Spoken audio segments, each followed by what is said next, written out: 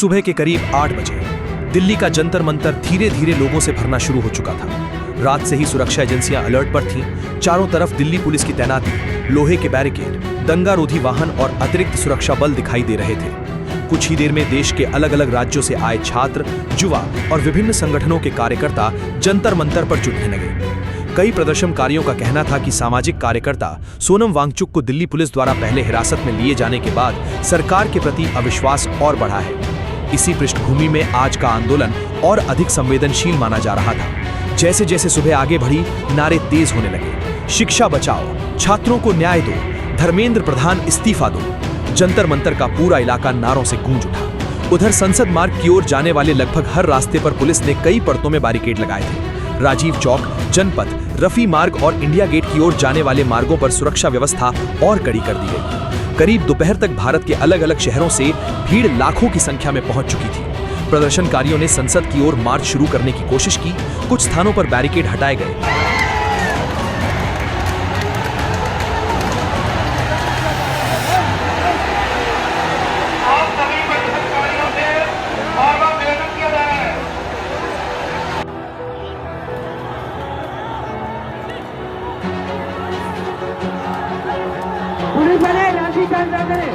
और आगे बढ़ने की कोशिश हुई। जवाब में पुलिस ने प्रदर्शनकारियों को रोकने के लिए सुरक्षा घेरा और मजबूत कर दिया।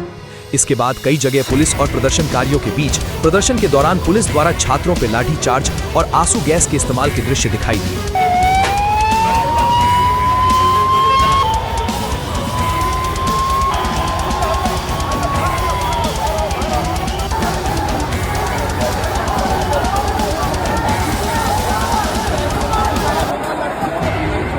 कुछ लोगों के घायल होने और कई प्रदर्शनकारियों को हिरासत में लिए जाने की खबरें भी सामने आई। इसी दौरान छात्रों द्वारा बैरिकेड में करंट छोड़े जाने, इंटरनेट जामर लगाए जाने और पुलिस कार्रवाई को लेकर सवाल भी उठाए गए।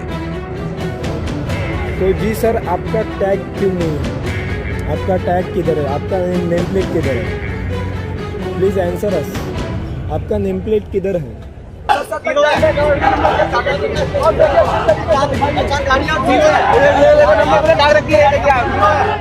साथ ही आपको बता दें, सरकारी दंगा नियंत्रण वाहनों के नंबर क्यों छुपाए जा रहे हैं? क्यों पुलिस अधिकारियों के नेम प्लेट पर उनके नाम नहीं थे? आखिर जंतर मंतर पर इस सरकार का क्या प्लान है?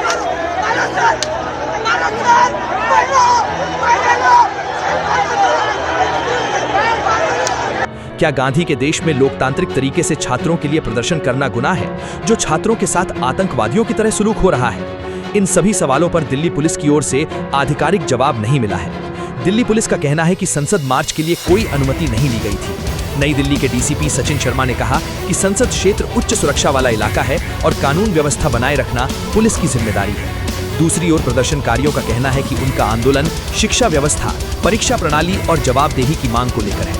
कई छात्र नेताओं ने आंदोलन के दौरान अपील की कि आंदोलन शांतिपूर्ण रखा जाए और किसी भी असामाजिक तत्व से सतर्क रहें। शाम होते होते जंतर मंतर, इंडिया गेट और आसपास के इलाकों में तनाव का माहौल बना रहा। कई प्रदर्शनकारियों को बसों में बैठाकर अलग अलग स्थानों पर ले जाया गया। राजधानी के कई हिस्सों में ट्रैफिक भी प्रभावित हुआ। 20 जुलाई का यह आंदोलन केवल एक प्रदर्शन नहीं, बल्कि शिक्षा, लोकतांत्रिक अधिकार और कानून व्यवस्था को लेकर एक बड़ी राष्ट्रीय बहस बन गया है।